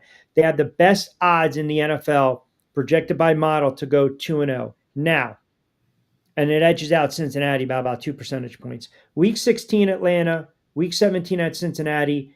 They could maybe be the games that determine the team's win total and potentially winning the division or getting an NFC wildcard spot. Over, under 8.5 wins. This is a tough one. Last year, I think it's 8-9. So I think they're going to probably finish right around that same area, Q. I think 8 wins is probably what this team's looking at. The key for me is I think Jonathan Gannon is on a very hot seat in terms of his position as head coach. This team is underachieved. They've not made the playoffs the last couple of years, and they got to clean this thing up fast. And Kyler Murray is now in year 7. So, yeah, he's not that fresh-faced quarterback anymore. He's got to make some big plays. They have some capital on offense with Marvin Harrison Jr. Connor's a little bit older, and we know Trey McBride's one of the best tight ends in the game. So trying to fix that defense that allowed almost 23 points per game. But our retreads like Calais Campbell, Dalvin Tomlinson, is that enough? Yeah. Man thinks I was salty about Darnold overselling. I might be overselling Kyler Murray. I love him, dark horse MVP. They open against the Saints and the Panthers, as I mentioned. Then 2 out of 3 to start on the road. They have San Francisco, Seattle, Titans and the Colts, winnable games. I think the Packers are winnable games. On the road against Dallas is a winnable game. I'm just, I'm not sold on the 49ers if they're banged up. If if they're a healthy team and you get what you think you're going to get from Purdy, then they should be right there. Seattle, maybe I'm a little too biased towards Sam Darnold and I want him to perform well and I think he'll put up some numbers. Then you look at the Rams, maybe I'm underselling and undervaluing the Rams. Their defense is better, but I think Stafford is getting a little older. You see where I'm going with this? And then I'm kind of torn between Arizona because I think they can make the playoffs in a division. Like that's why this division to me is beyond appealing. Like you look at AFC North, 1 or 2 teams, AFC East, 1 team, AFC South, 1 or 2 teams, AFC West. I mean, you can make an argument. You throw Denver into the mix with Kansas City and the Chargers. That's a different animal. But the South, the North, the NFC East, you kind of know who the players are going to be. Then the NFC West, it's like throw a dart. You can make a case for every team to make the playoffs win a division. You can make a case against every team to miss out on the playoffs in this division. Agreed, Q. And that's what's so much fun talking about this division. They play each other so tough. And you look at Arizona; they're 3-3 in the division. So every game's competitive. It comes down to the wire, and they know each other very well. And you know, some up and coming coaches in this division. You know, McVay, you got Shanahan, and they kind of lock horns and see which one comes out on top. But it's going to be interesting to see which team can jump out of the pack because, as I said last year, 10 wins tied Seattle and the Yeah. Rams. The Rams got it on tiebreaker. Nobody else made the playoffs. Uh, I believe with the Cardinals and their weapons, they should open it up a little more. But you know that's predicated on Connor, right? I mean, he's 30 years old. He had a couple of big games last season. Ran for a buck 17 against Carolina, had a buck 10 against New England, ran for I think a buck 22 against the Rams. Those are games that they were scoring a lot of points in, and I think he kind of is the key to that offense. My only concern with Connor is that he also carried the football 236 times, so that was 30 plus times, well over his career high. We talk about the wear and tear of some of these running backs when they get to a certain age. That offensive line, they have to run protect, they have to run block, they have to pass protect. And then you have Kyler Murray. I didn't even get into the wide receivers. Do you look at Kyler Murray and say he's a good quarterback? He's a better than average quarterback. He could be a great quarterback. Q, I'd probably say he's average. He's right in that 12 to 16 range in terms of his stats and where you place him against the other guys. And the key thing with him is health. He tends to make some bad mistakes, take some sacks when he doesn't need to, has some turnovers at points. And you're always going to come back to, okay, he was the number 1 overall pick, Yep. but he's just a smallish guy in the pocket. He's getting passes batted down. When he's using his legs, he's spectacular. But as you get older, your legs, you can't rely on them so much. We saw that with Russell Wilson and some other guys. So it's going to be fun to see, can Kyler beat you from the pocket? And you talk about that offensive line, Q, work in progress for some time now. And they've tried to bring in a couple new guys via the draft, and we'll see if that all works out. Yeah, look, much better line than we saw his rookie year when he was sacked 48 times. I mean, it's amazing to think he's going to be in year, 7 or 8. He puts up gaudy numbers. I mean, it's almost like feast or famine with Murray. You're going to get 25 of 33 for 288 and 3 touchdowns, or are you going to get 18 of 36 for a buck 88 and some decisions where you're like, oh, my God. And not to mention, too, like, listen, you got a stud in Marvin Harrison Jr. Like, you need to feed him the football. I mean, we're not talking about 62 balls caught, right? He was targeted 116 times and he only had 62 catches. Is that now? I'd have to go back and look. The kid rarely dropped them, but are those just force and force? And that's why I think their offense if Connor can set things up and you get in that second and short, third and manageable, then you can open up and you can take shots down the field. Harrison Jr. should win those one-on-one matchups. I mean, there's no reason you should have 116 targets, only 62 balls caught. What does Yeah, that tell you? Q, a lot of the passes were kind of low in the dirt or high. He made some spectacular catches on some high balls. So I think a lot of teams bracket him because let's face it, the other receivers, Michael Wilson, they brought in Zay Jones now. There was really no other receiver to help draw some of the coverage away from Harrison Jr. Obviously, you do got Trey McBride. They used him a lot, particularly in those short yardage situations, and he had a lot of catches. But they need somebody else to step up and help him.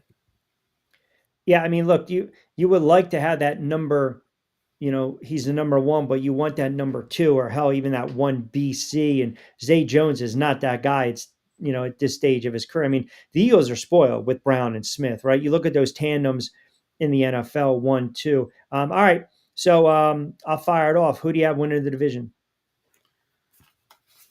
It's between Seattle and the Rams. I've been going back and forth in this one. I'm a McVay guy. I think he's won a Super Bowl. He just knows how to get it done now. Can Stafford at this age still have one more magic in that arm? So it's going to be fun to watch. But I think it's going to be between those two teams, and it may come down to those last couple weeks of the season. What is what's your bias against the 49ers? Like, what do you see being the 49ers' biggest weakness heading into the season? Well, Q, there's a couple things with them. I think it's age. They had a lot of defections. They had to clear a lot of guys out to give Purdy that money. You talk about Samuel leaving, you talk about Dre Greenlaw leaving, Hufanga, their safety left, Malik Collins, on and on. So, and then what are they doing with this offense? Brian Greasy, he's gone now. They got rid of him. And is Purdy ready to be the guy? Because let's face it, McCaffrey at his age, and that Achilles injury, he's kind of had some soreness last year. Is he the same guy? So there are a couple things that with the Niners that got to scare you. Sergeant Delaware chimes in. Q, can you ask Lloyd, who do you think is going to fold first, Ramsey, McLaren, or Trey Hendrickson? I guess talking about NFL mandatory minicamp holdouts, players that are not attending. I mean, who gets a deal done? I think Ramsey is going to be traded by the Dolphins. I think both sides have said, okay, you're not coming back, and we're going to find a landing spot for him. But their asking price is pretty high right now. And that's an excuse, by the way. That's an excuse. I want to be clear. That's excused. And you're right. He is looking for he's looking to get traded. But I'm sorry. Go ahead. I just wanted to clarify that. Yeah. So it with these holdouts, it's always fun. I remember covering them with the Eagles. Brian Westbrook, his stuff, and I remember covering T.O. Hendrickson is going to be interesting because let's face it, the Bengals do not want to pay anybody. He's under contract, making 15.8. He's their best defensive player. So the Brown family, who's notoriously cheap, I'll just throw it out there. They need to pay him. But they've given him a lot on offense. T. Higgins, they gave him a contract. Jamar Chase, Joe Burrow, they have a lot of money locked up in him. So they're going to make Hendrickson kind of wait this thing out.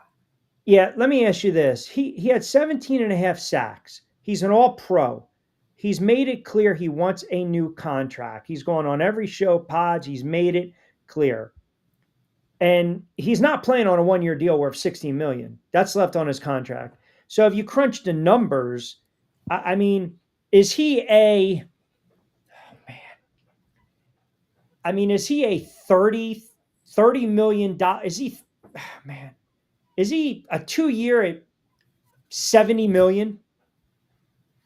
Yeah, I think he's going. He deserves to get the money that Nick Bosa is getting from the Niners. He's on that level with him. It's just $33 million per season. So, I think 2 at 76. You go 2 at 76.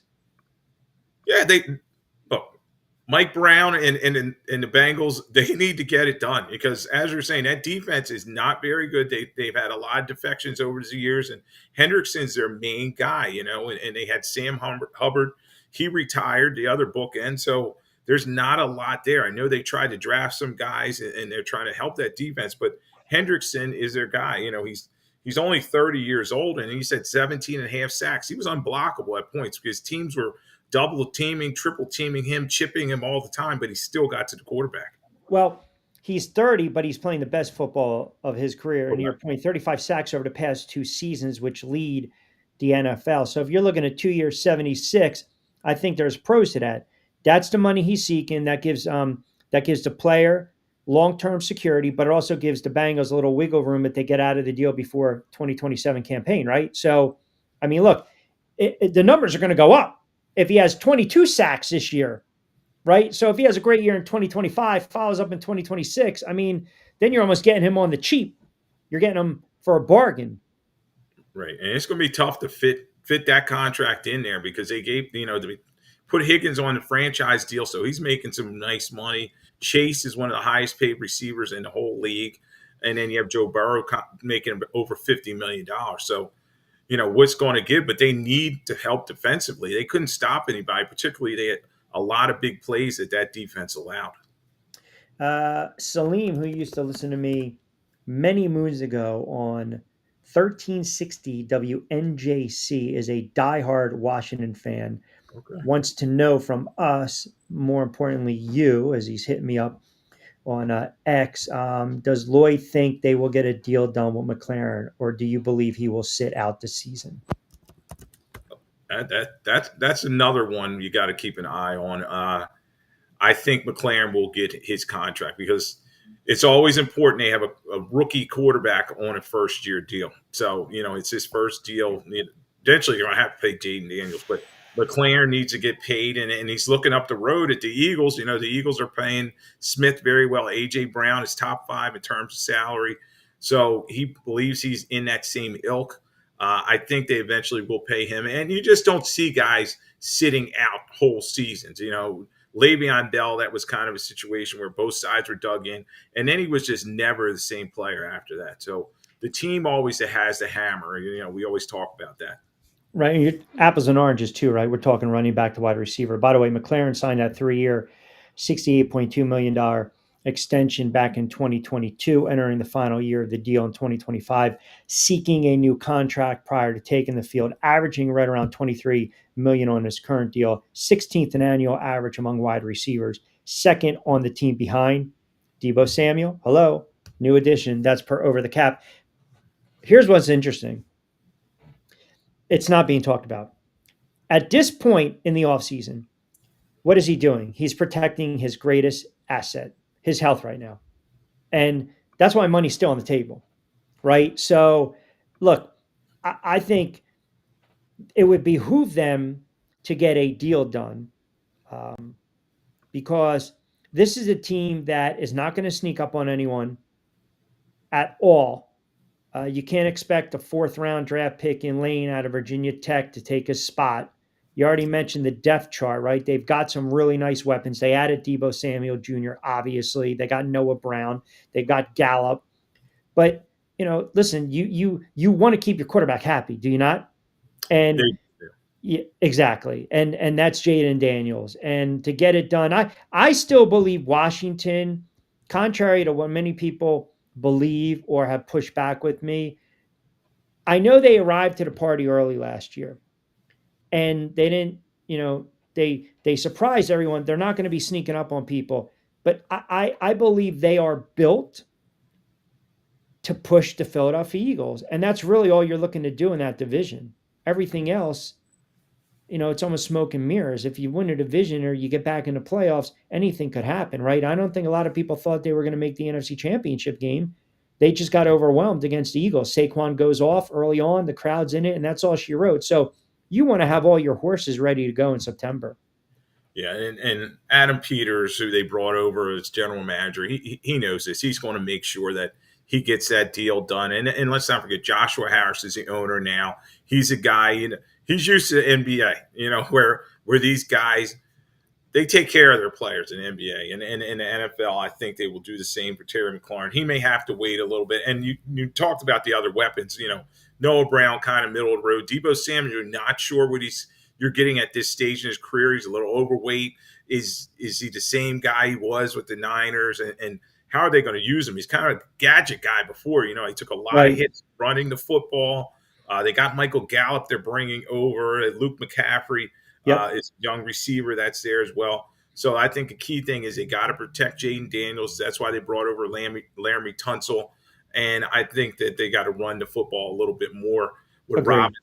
And hopefully Eckler will have some more health. But Washington, they're a dangerous team. I talked about the NFC East last night on my show, and it was like back and forth on this one. But they didn't, the Eagles took it to them, obviously, in a championship game. But, you saw in the regular season, they had no fear of the Eagles. They beat None.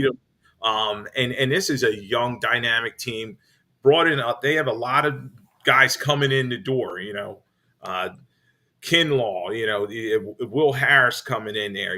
They have a new kicker, Matt Gay, coming over from the Colts. Jonathan Jones coming over from New England. So they're bringing in a lot of freshness to this organization because we know it got very stale underneath of Daniel Snyder. And to your point too, they have a head coach that entrusts their quarterback. Look, fourth down, go out and make a play. I mean, his signature moment was the Bears game. And you can talk about the lapse in the secondary by Chicago, but Chicago went that way, Washington went that way, and Washington made me look like a genius last year when I said they were going to make the playoffs, and everyone pretty much laughed at me, right? They balked at that prediction. I think they will push the Philadelphia Eagles.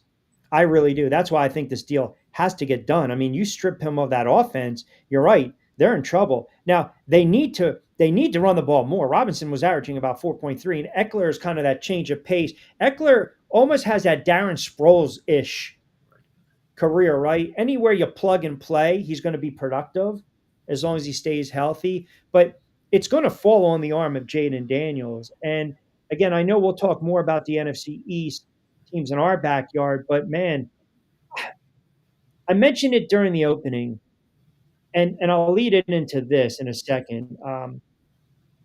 We talk about these moves these teams make in the offseason. You can't win the Super Bowl in the offseason, but you can lose it. You can lose an opportunity to get to the playoffs. And we know about some of these teams and some of the additions and subtractions. And I just think Washington, I think their time is now. I really do. And they're going to push the Eagles. And I don't know, is it fair to say, can Jaden Daniels duplicate that rookie success, or are we being unrealistic? Because we always talk about year number two. Like, we saw what he did in year number one. What are you going to do for an encore? Yeah, that's the key. Everybody's going to make adjustments. They're going to look at the film and you know, you talk about like Cam Newton, his rookie season. Everybody's like, "Oh man, this guy's spectacular," and then Yeah. teams started making adjustments, and then he had to move his game to a new level. So Dan Quinn, they believe in him, his philosophy. He's bringing that toughness, that enthusiasm. He's letting Kingsbury run that offense, and he's on same page with Jaden Daniels and guys like Zach Ertz. So I think this is going to be they're going to be a tough team, and I think all the new additions to that defense, and Dan Quinn knows how to battle the Eagles from his days with the Cowboys as the defensive coordinator. So I think they're going to try to get pressure on Hurts and try to take Saquon out of the game. So it's going to be a chess match this entire season between those two teams. Now, I want to get to, you mentioned Jalen Hurts and some of the quarterbacking play. Lloyd Vance, kind enough to join us Tuesday edition, Middays with Q. He's host of Lloyd Vance's Insider Football on SR 1029 FM The Game. Give him a follow at Lloyd Vance. Rich Quinones here. We'll take you up to 6, powered by our good friends over at Fresh Roasted Coffee. I had a bunch of people hit me up on Facebook, on X. Again, Chris Sims with his list. I mean, at this point, it's just clickbait. Like, do we really care at this point? Like, I've said it, I maintain it, unless I'm proven otherwise. Right now, Jalen Hurts, you can argue top 3, definitely top 5 quarterback in the NFL. I just throw the stats away. He outperformed Mahomes twice on the biggest stage. He could have been MVP a couple years ago when they started 10-1, even though they faded. What more do you want him to do? I guess, what are we going to do? We're going to punish him because he has an all-world running back and 2 great wide receivers, a decent tight end, and a hell of an offensive line. Like, that's not his fault.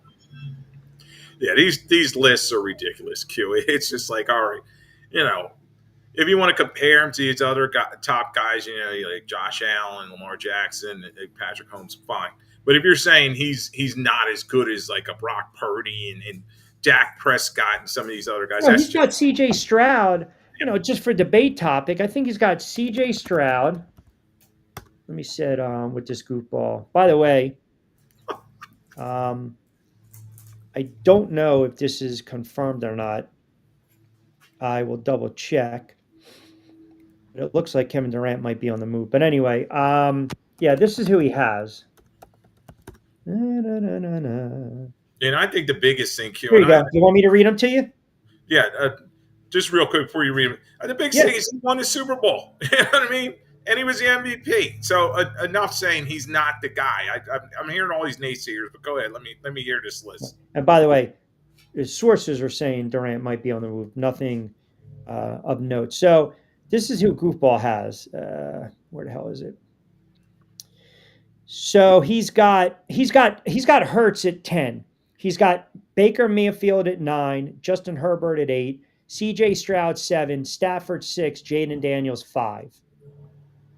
Yeah, that's just ridiculous. I mean, how many playoff wins did he may have And more then playoff than Jackson, Allen, Burrow, all those Mahomes guys top 4. combined? You know what I mean? Like some of them, Herbert, what's he ever done? You know what I mean?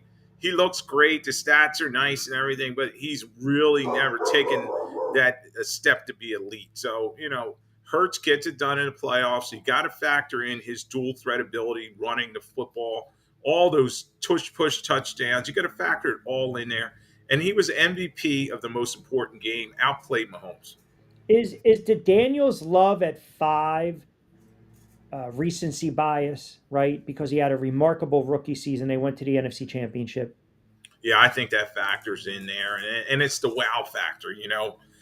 He had so many splash plays as you were talking about, and including that Hail Mary against the Bears, and everybody's going to say, okay, he's the future of the game. But Hurts right now, he's the guy now. He won the Super Bowl. Don't take that. You can never take that away from him. And he's up. Some of those other guys on there, they haven't even sniffed playoff success yet. What's really funny about lists, right? And I like Baker Mayfield. He can be frustrating at times, but you've got Baker Mayfield at 9, you got Justin Herbert at 8, CJ Stroud 7, Stafford 6, Daniels 5. Okay, Stafford won a Super Bowl. Stroud hasn't, Herbert hasn't, Baker Mayfield hasn't. Hurts has been to 2 and he's won 1. The reason I bring up Baker Mayfield, has there ever been a quarterback? It's almost like Kurt Warner-ish, even though Warner won Super Bowls and MVPs. Like Baker, the second arc of his career, right? I mean, he had the cup of coffee with the Rams, had the big win on Monday Night Football, flew over there from Carolina, put up numbers, led them, and then basically was able to parlay that into Tampa and then parlay one season into a monster season and get paid. Great. But think about Mayfield's career. Baker Mayfield, what has he won? And this is not a knock on him. It's just being factual. Like Hurts has won a Super Bowl. He was the MVP. He outperformed Patrick Mahomes twice. Does that not hold any weight? Is there any, do I give you more credibility, more love, more flowers, a little shine for that? Like to me, you should automatically be ranked top 5 right there. Yeah, I think playoff success speaks for itself over stats. And I think too many times these guys get enamored with stats and numbers, all these fantasy football type numbers. But he's a winner, and he's gotten it done. Yes, Baker Mayfield has gotten it done to a point. He's had a great second act after leaving Cleveland, bounced all around. He got Canales the job with Carolina. He got Liam Cohen the job with Jacksonville. So it just shows, the respect, people have around the league for his ascension. So he's done a great job, but he's not better than Hurts. I mean, it hurts that playoff success speaks for itself. JD on X. Q, I know you're talking about Jalen Hurts, but I have to go back to one of your favorite quarterbacks, Danny Nichols. QB1 is now Danny Nichols' job to lose from here on out. If you're a 28-year-old vet with a winning playoff experience and 69 total NFL games played, can't beat a consistently injured 22-year-old with 61 total games played in your entire life, you are, as you say, friggin' cooked. I don't know why all of a sudden I'm getting the Daniel Jones's. Pete chimes in. Daniel Jones is our starter, Q. I'm going to support as a Colts fan. If Anthony Richardson is our starter, I'm going to support it. Whatever the hell is the best for the team. I'll ride with Nichols all day long. I don't know. Am I being trolled right here? Are these parody accounts? Like, what's going on here? I mean, Daniel Jones, you're right. If Daniel Jones can't beat out Anthony Richardson, it's right there. And, it would just be apropos for Daniel Jones to have 3,800 yards and 26 touchdowns and 5 picks. It Well, we just it just almost seems like that'll happen. Yeah, and we've seen the rejuvenation of quarterback. You talked about Darnold. We just talked about Mayfield. It can happen. Guys going to different places, playing differently. Steichen is going to open that playbook because he's on one of the hottest seats in the NFL. And let's face it, they reached for Richardson. Richardson had less than 15 starts in college. He's just too inconsistent. His completion percentage is not good, and we know about all the shoulder injuries. The reason I'm bringing it up is because guys are tweeting at me. Steichen said that Richardson visited with a doctor in LA to get a second opinion on his shoulder. Says nothing has changed and the plan is just rest his shoulder for now. So there you go. Daniel Jones is your Colt starter. That's it. Yeah, I think that's going to be the case. And the thing is, I know Daniel Jones early in his career, he had all the fumbling and turnover issues, but I think with that veteran leadership, they think that he's going to be able to protect the football I as think well, better than Richardson. So, and if they can lean on their running game, they have one of the best running backs in the game in Taylor, and then they have Pittman, and they just drafted a very nice tight end in Warren. So, they're going to have some pieces there, and it's going to be an interesting team to watch, the Colts. So Glenn is a Colts fan. I don't know many Colts fan, but he just hit me up on Facebook. He said, Q, excellent point you guys are making. It really doesn't bother me that Jones might be the Colts quarterback. It bothers me that he might not have to compete for it, which listen, you can't avoid the injuries, but that's kind of an interesting comment, right? And that's, man, I'll tell you what, uh, it's funny too, because Vince says Danny Nichols gets another chance to stink it up. Yay. Now I'm going to tell you why this is important, because Vince is the kiss of death on the show. He touches stuff and it's got the mush appeal. He was a Steelers fan. He is no longer a Steelers fan. He is now a Duval fan. That team, correct me if I'm wrong, resides in the AFC South where the Colts reside.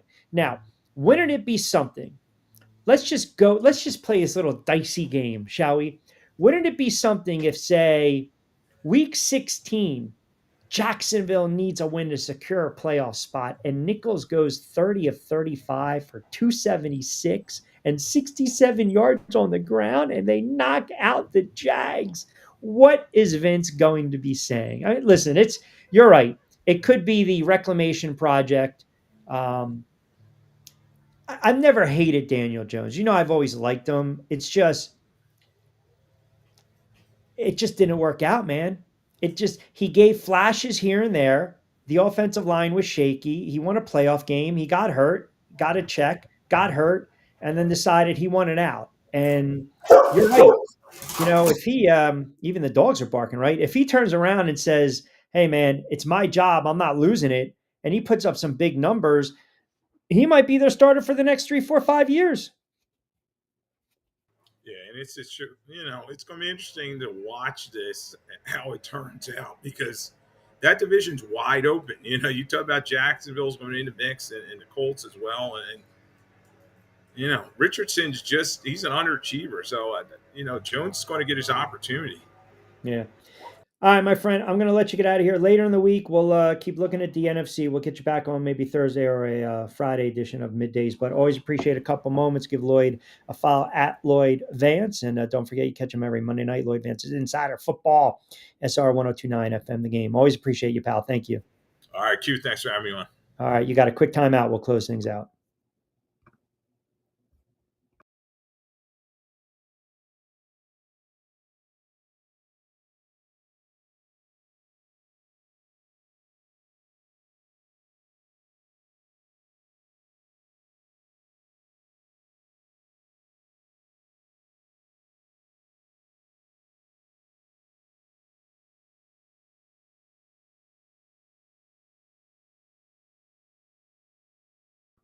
All right, a couple of minutes to play with before we get out of here. Is hell freezing over? Give me a break, Daniel Jones. I guess Darnold's taking the Seattle Seahawks to the NFC Championship too. Haha, have another shot on me because you clearly had a few. Vince. Oh, I'm just saying it would be something if Jacksonville and the Colts play meaningful football late in the season. That's all. I've never hated Jones. Seriously. I've never hated Jones, but he divided a fan base. It's not his fault. There were so many pro and against Daniel Jones. Look, they gave him the contract after the playoff win. It never worked out, but he's going to be, and I'll pull up numbers right now, and this will be interesting.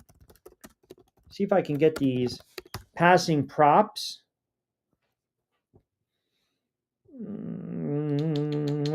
Let's see. I think Betting Pros might have it.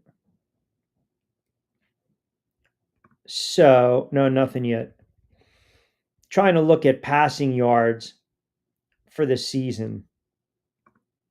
I mean, that would just be, it would just be apropos, right? They don't sign Saquon, which I had no problem with. They release Jones, no problem with. Jettison, here he goes. Now he's going to latch onto a team. And by the way, the other thing that I think is going to help him too is that climate, that environment, that stadium, and also that division. There's going to be some winnable games there for the Colts. Now, I don't think they're going to win a lot. I really don't. But there's going to be some winnable games for the Colts. Richardson last season, 11 games played, got banged up, 1,800 yards, 8 touchdowns, 12 picks. That was last season. Anytime you got to go and see a doctor, second opinion, not a good thing. This kid's been injury prone. I mean, he's only 23, but he's been injury prone in 2 seasons in the NFL. Not going to get it done. When you have to go for a second opinion, they might shut this kid down. And as I said, that's why I mentioned to Lloyd that a potential landing spot for Cousins, even though he can veto any trade, we know Daniel Jones is injury prone too. The Colts could also be a potential landing spot. Now they got to eat some of that money because if you look at their depth chart right now, if you're looking at the Colts, if you're a Colts fan like Glenn is, you've got Richardson hurt, Jones, then you have Jason Bean, not Jason Bourne, and you have Riley Leonard. I mean, Riley Leonard, is that the kid out of Notre Dame, I think, right? So they've got issues. They've got issues, and it could be an opportunity for Jones to resurrect his career. Vince, I think you went to an early happy hour. What did I say today? What did I say today? Fresh roasted coffee. Fresh roasted coffee. 20% off, BYP 20. What did I say that would make you guys think I went to some type of happy hour early today? Why? Because I just said that the Colts in Jacksonville could be must-watch TV. Week 16, playoffs on the line for Duval. Who knows? Who knows? Glenn chimes back in. Q, that's a real good point on Anthony Richardson over the last couple of years. He's still relatively young. I'm not going to give up on him, but you got a proven veteran, and Cousins is a name that would intrigue me. It would, but you also have to eat some of that money. You have to eat some of that money. There's no woosah here. I'm fine. I gave you the Florida Panthers last night. I'm fine. I'm going to give you OKC tomorrow. I'm fine. Let me give you the Q factor before we get out of here on a Tuesday, which is brought to you by our good friends over at Fresh Roasted Coffee. Middays, give me the Mets. A little high with the minus 150 on a money line over the Nats. Yankees back in action. I like them over the Royals tonight. And how about this? WNBA. Yeah, we're going to go a little WNBA. The Sky plus 17.5 over to Liberty. Did you see the player props? There's guys on social media that bet Angel Reese will miss her first shot. They've done it like 7 weeks in a row and they've hit. So that gives you something to look for. Don't forget, I spoke earlier today with Steve Gardner from USA Today. We ran around baseball, went around the diamond, NL East, issues with the Phillies, AL East, panic time with the Yanks, what the Angels might do with Trout, buyers and sellers. We also talked some Pete Rose. That's on the YouTube channel as we speak. As we start to wrap it up, don't forget we'll be back in the saddle on a Wednesday from 4 to 6. Jonathan Marshall is going to join us. Costco later in the week. John Bueller as well from Fansided. We'll talk some NFL with him. Lake Lewis, who covers Washington, we'll get him on the horn as well. Keep it locked in Monday to Friday, 4 to 6. Give TriX57 a follow on IG, on Facebook, online at TriX57. as well. Good stuff from Lloyd Vance. Appreciate you guys hanging out for 2 hours. Always appreciate the comments as well. We will be back in the saddle tomorrow. You got baseball tonight, little WNBA. You got NBA game 3 of the NBA Finals, manana. We'll get into that. I already told you I like OKC covering the number on the road against Indiana in Indianapolis. Nothing to report. It looked like there was buzz surrounding Durant. I know Bill Simmons basically said it's a done deal, but nothing in stone right now. That's one of the big potential dominoes to drop, right? A lot of mock trades have Durant to the Spurs, and maybe that marks the start of a soft rebuild for the Phoenix Suns. Nothing on the Knicks as far as their head coaching watch. We'll keep you updated on that as well. Have a wonderful Sports Tuesday. Enjoy your night of baseball. And as I mentioned, a little WNBA. Back in the saddle tomorrow from 4 to 6. As always, we appreciate you guys keeping us tuned in. Last little look at the Q-Fecta before we get out of here. We'll post that up on social.